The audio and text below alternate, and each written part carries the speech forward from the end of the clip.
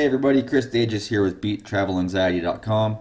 First of all, thank you so much for trusting in me and my services, for spending the time and money to even consider it, let alone purchase it. That means a lot to me. My goal, my intention, my number one purpose here is to help you get past your travel anxiety. As you're probably aware, anxiety is a big issue. It affects many people, and then travel anxiety is a subset of general anxiety is also a big issue. I dealt with it for years. It kept me from traveling for almost 5 years, and it was paralyzing, and I hated it. I hated the doubt. I hated the unknown. I hated feeling like I couldn't do what I wanted to do because of essentially, basically irrational fears.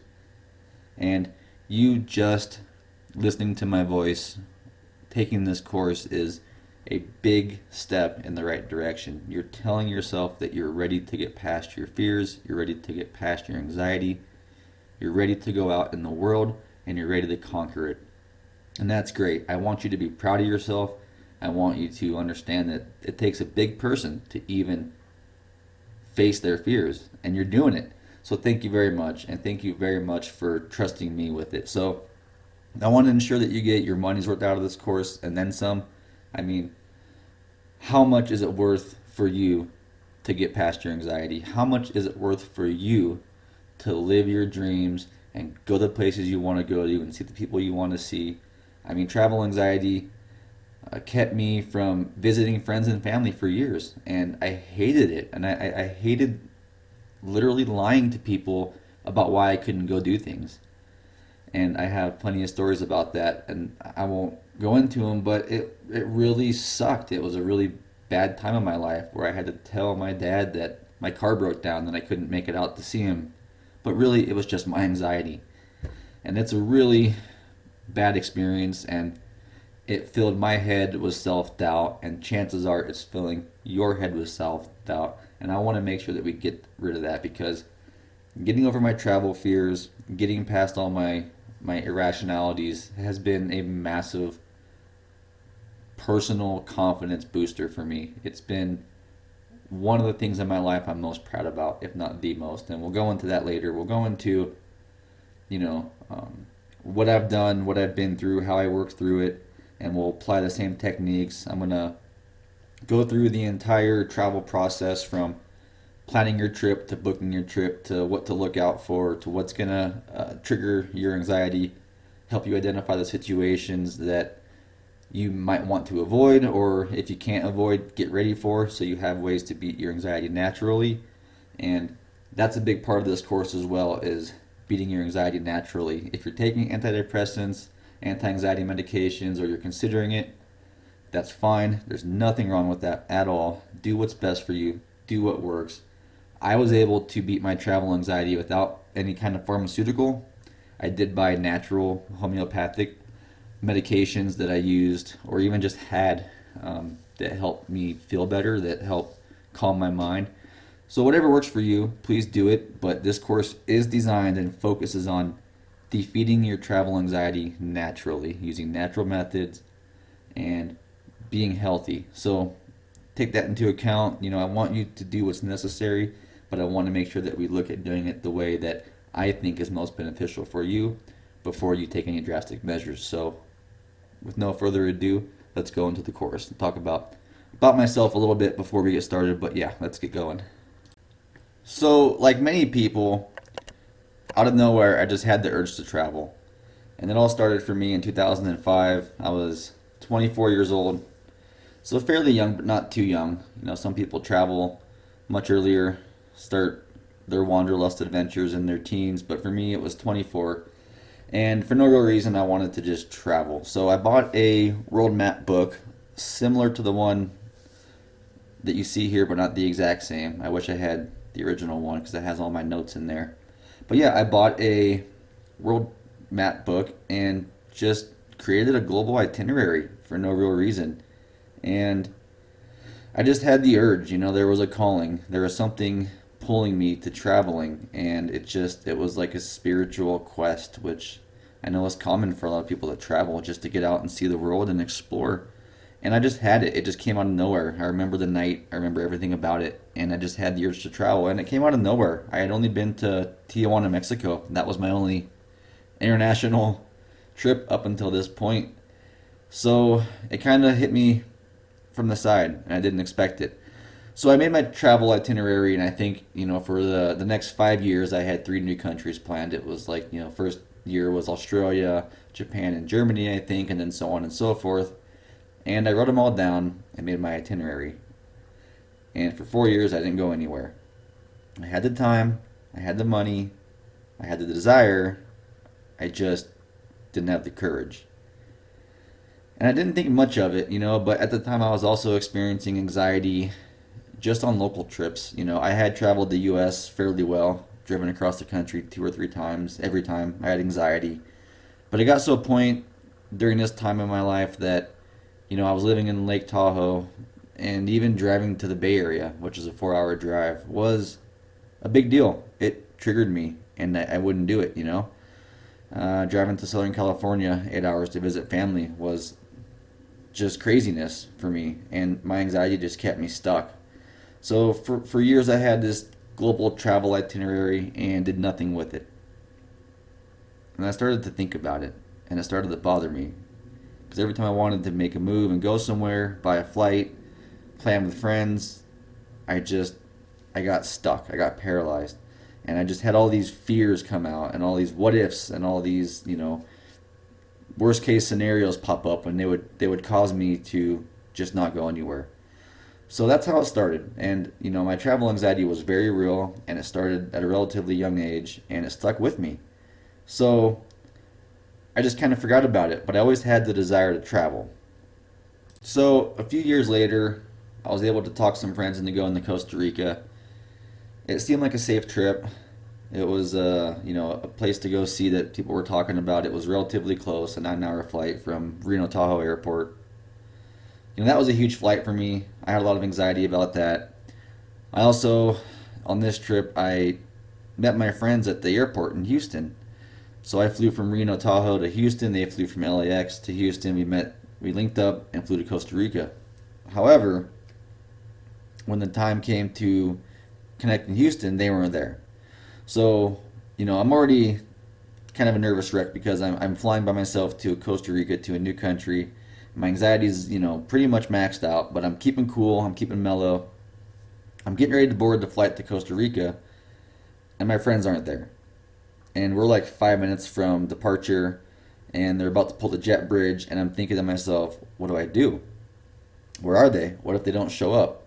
Am I going to go on the plane by myself and make this a solo trip? Something that terrified me. Or am I going to not get on the plane?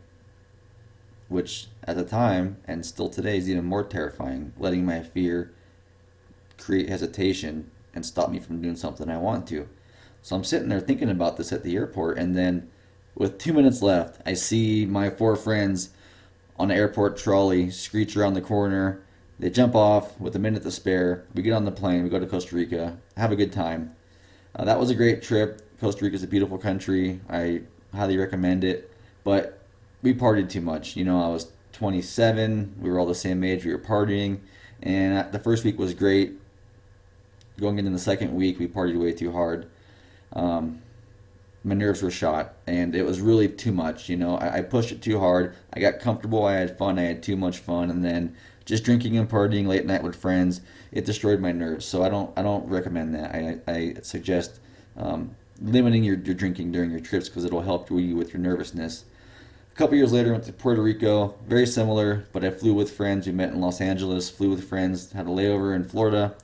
We slept a little bit in the airport in Florida, and I didn't think that would be a big deal, but it was actually very uncomfortable, and it set the stage for my trip to be uncomfortable. It added more anxiety. At first I'm like, cool, we're doing things that are new, we're doing things that I don't really feel comfortable about, but we're doing them. And that was my first red eye, and we slept in the airport, and it wasn't the best experience. Ultimately, we had a good trip, but I recommend, when you're starting out your journeys, try not to sleep in the airport. It's not the most comfortable place, but ultimately, it's not a big deal. But just when you're beginning out your trip planning, your travels, try to avoid long layovers in airports. I think we had like a 6 hour layover in the airport in Florida, and it was kind of rough. Late night, no good sleep. So, but those were two good trips. I went with friends, started small, started close to the U.S., and just kind of got my feet wet traveling. Puerto Rico is essentially the United States for all intents and purposes. They have U.S. Postal Service, they have U.S. Customs and Immigration, or Customs and Border Patrol. So it was still very America, but it was still a big trip, and it was part of my travel adventures. And I was working my way up slowly but surely. So after two successful trips, I decided to go to Spain.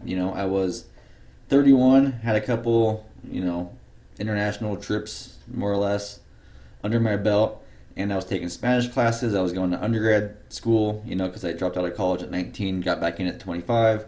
So I'm taking the Spanish classes, I'm learning the language, I'm talking to professors, and I got my undergrad degree in 2012. I decided, as a present for myself, I would go to Spain and do a solo trip and really expand my horizons and see what I'm made of. As you can see here, I have a email clip from or to one of my professors where I'm saying, hey, so and so, I'm a student of yours, and I'm going to Spain this October, September, and I'm real excited about it. Do you have any tips or hints? Because he was Spanish and had been there, many many times, and he gave me some great feedback. And then fall of 2012 came, and I didn't go anywhere. I totally chickened out. My present, my gift to myself, my next step of conquering my travel fears and getting out and seeing the world, I just seized up. I couldn't do it. I just got afraid and scared, and my anxiety, it defeated me. So I have this email here dated July 1st, and I was really excited, and I didn't go. So, as essentially a consolation prize, I went to Cancun with some friends. I think it was like February 2013, maybe January. And it was a fun trip. We stayed pretty mellow. We did the all inclusive resort thing, which was fun. I think, all inclusive hotels aren't really traveling. It's a lot of resort lounging and feet in the sand and cocktails, which is great. It's fun. If you need to, like I did, work your way up and start small, all inclusive resorts can help you, get on the flight, get to a new country, get to a new place, but still stay very, very comfortable and have a sense of security because you don't really leave the hotel area too often. But that was another big, you know, challenge for me because this time I went solo and met my friends down in Cancun. So I got on my flight solo. I arrived in Mexico solo. I got a cab ride to the airport, or sorry, to the hotel solo. So there was a lot of faith, trusting them. Trusting them that that they were there, that the rooms were right, and everything was taken care of. So that was just another build up in defeating my anxiety. It's like okay, uh, I just kept pushing myself out of my comfort zone a little bit, and we had a great time in Cancun. It was a short trip, 10 days I think, but it was still very fun. And then after Cancun, a lot of work and a lot of grad school. I helped my buddy build a business, and I did master's programs, so didn't travel much until then, but still had a great time. So 2016, I start really traveling. I met a friend who was willing to take some trips with me, so I wasn't the solo international traveler like I was hoping to be in 2012 when I decided to go to Spain, but I went. I had someone that wanted to go with me, and we had a great time. It was the longest, farthest trip of my life. I had a lot of anxiety about the flight. It was a 16-hour flight, I believe, from Reno Tahoe to Chicago to Madrid. So that flight for me was like overwhelming because beforehand, a 12, 15, 16-hour flight really got my nerves, and that would have stopped me from booking the flight right there. Just that whole 16-hour plane ride would have stopped me from taking the trip. But I did it. I said, you know what, we're going. It's not that big of a deal. Spain was epic. We traveled all over the place. I mean, it was nonstop, knocking down my anxiety. Started in Madrid, spent a few days there, took a train down to Sevilla, got a rental car, drove around for 2 days, took a train to Barcelona, then took a train back to Madrid. It was like a 15-day trip. We traveled, a good amount of the country, and it was really an awesome time. It was, still probably my favorite trip, even though I've had a bunch of really good ones since then. And the last few days, I got sick. We both got sick, and that was a big fear of mine too, getting sick in a different country, and it happened. And the flight back was horrible. I was sick the entire flight back. Still my most uncomfortable flight to this date, returning from Spain. And when I got home, I was in bed for 2 to 3 days. I was just, that's it. I was out 2 days at least nonstop in bed, 3 days to recover. It was worth every single agonizing second of it because the trip was great and it just gave me more confidence. That was in October 2016, October 2017. We went to Bali, Indonesia, even farther flight. Went even farther. That was, I think, we had an overnight layover in Taiwan. That was an experience. Flew, left Reno Tahoe at 4:30 in the morning. Flew to LAX, had a 3-hour layover. Had a 12-hour flight to Taiwan. Got in Taiwan at like 9, 10 p.m. at night. Went through customs and immigration, which was like an hour and a half process. We're just beat, we're tired, we're jet lagged. We're in a brand new country we'd never been to. We get out of the airport, we get a cab, they take us 15 minutes to our hotel. That was a trip. Check in, go to sleep 5 hours, wake up, eat breakfast, get back on the plane, fly to Bali. At this point in time in Bali, the volcano Mount Agung was about to blow. It erupted 2 months after we left, and everybody was on high alert, so we almost canceled the trip because we didn't want to get, stuck due to a volcanic eruption. So, just even flying into Bali during the volcanic activity was incredibly frustrating. It had my anxiety at high alert. The overnight flight, the 4 a.m. wake up, everything about this trip was just intense. Like, really, it was just me just saying, what can I handle now? My confidence is getting high, and I'm getting really, really, courageous. And we did it, and it was a phenomenal trip. I'm so glad we didn't go somewhere else because we almost canceled our trip because of the volcano. And it was epic. It was a great trip. And at the very end, the second to last day, I proposed, and that was one of, if not the smartest decision of my life. And we just kept going, and we had a great trip. It was awesome. I highly recommend Bali as well as Spain. So here we go. At this point in time, I got a couple, long overseas international trips in. I have a travel buddy, which I highly recommend. You travel with the right person, it can make it so much easier. Travel with the wrong person, that can ruin your trip. So choose wisely, and we'll go into that later in the course. But October 2018, went to Italy, got married. It was amazing. We traveled a large portion of the country for the 15 days we were there. Got a rental car, drove all around. That was a little nerve wracking for me. I drove a little bit in Spain a couple years back. That was really nerve wracking for me. I was very nervous about that entire event. Italy, said screw it, we're getting a car and we're just going to cruise the country. And I don't have any issue driving, especially in the US. I've driven all over the country, but driving in different countries can be very challenging for a number of reasons, and we'll go into that later as well. But Italy was phenomenal. We got married in a beautiful Tuscan villa, and we drove up to Florence and down to the Amalfi Coast and then back to Rome, and it was just a really amazing trip. In terms of my anxiety this trip, I'd have to say, of all my trips so far, my anxiety was the most in check here, but also I had the most going on, which is, I find kind of funny because, we're going to Italy to get married. Now, we eloped, so we didn't have a bunch of people meeting us, so it made it a little less stressful. But we go to Italy to get married, both of our first time getting married, so that was a big deal. And then, we had previously bought a house that year, and while we were in Italy, we were Airbnb-ing our house to people we never met. So, this trip was like, the 2 days before departure were complete chaos, because not only are we getting all of our stuff ready to go to Italy for 2 weeks, we're also getting all of our stuff ready to get married her dress and my tux.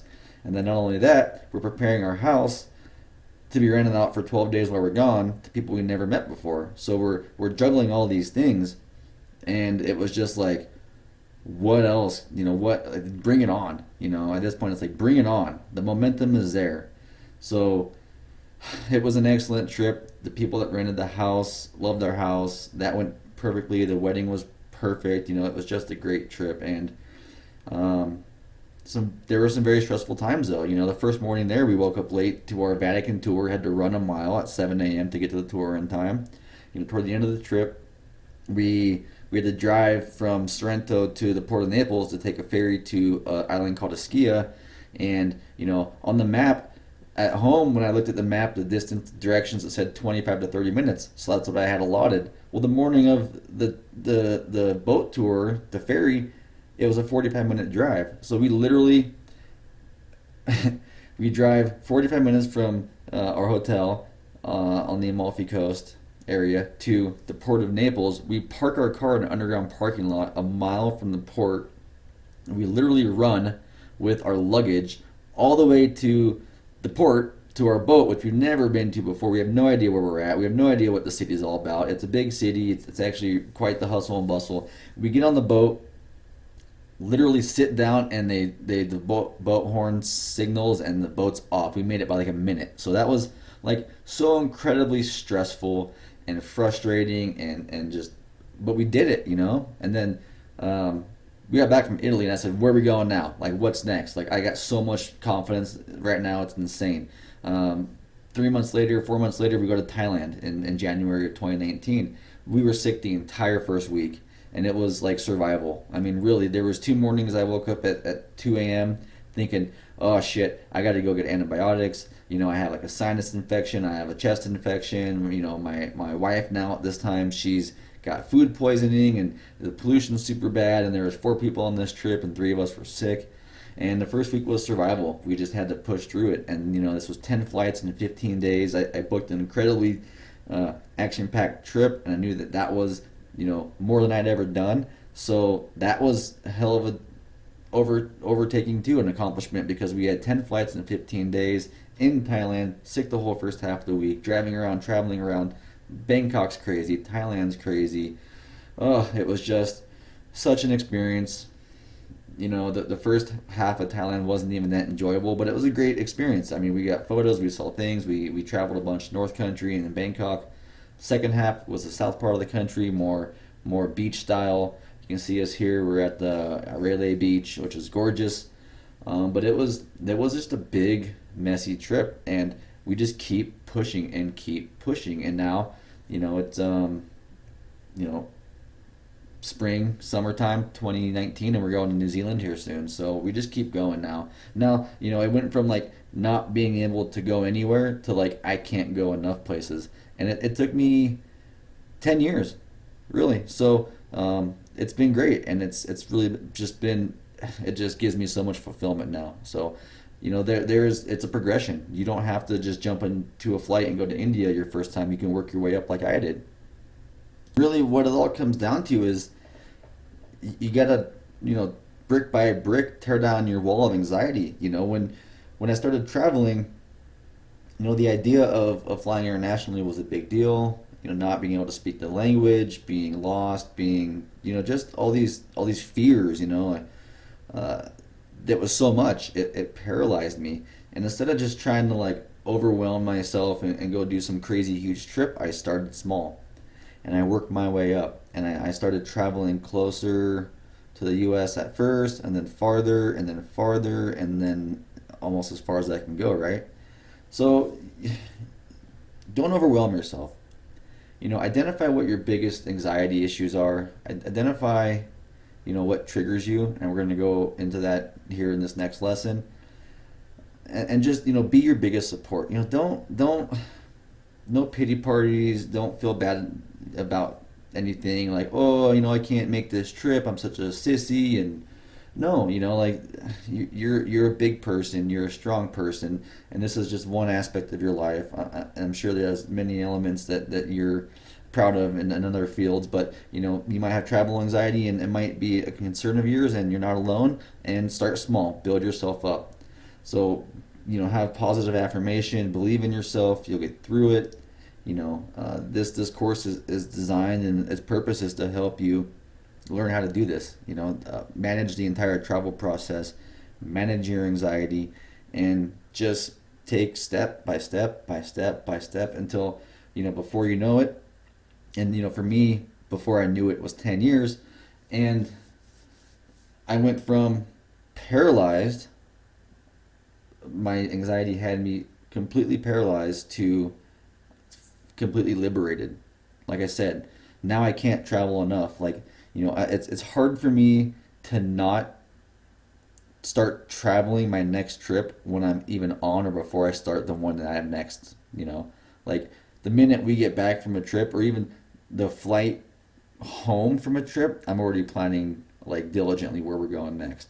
And that's amazing. That's an amazing thing. That's an amazing feat of self-confidence. That's challenging yourself. That's growing as a human being, and it can be anything. I also deal with entrepreneurs. I'm an entrepreneurial mentor, and it's all about, you gotta just expand your comfort zone so that you're more and more comfortable doing more and more crazy things. And it's all about personal growth, and it's all about self-confidence. So you bought this course, you're serious about it, you spent good money. We're going to make sure that you get all that money back and then some easily with this course. The course is designed to, the average international trip is about, I say for 2 weeks, $4,000. Well, you help, you follow my instructions, you use the tools that I give you in this course, you'll easily save $500 on your first trip. I guarantee it. And then you'll get done, you'll get past your travel anxiety. And the value in that is infinite. There's nothing that can put a value and a price on your self-confidence. So, we're here to help design your platform and to help you get past your fears. And thank you so much for listening to the introduction. I hope it wasn't, too lengthy, but really I wanted you to get a good background of who I am, what I'm all about, what I did. I think, very qualified to speak about this, and I have the experience to prove it. And thank you so much. Let's get going on the actual courses.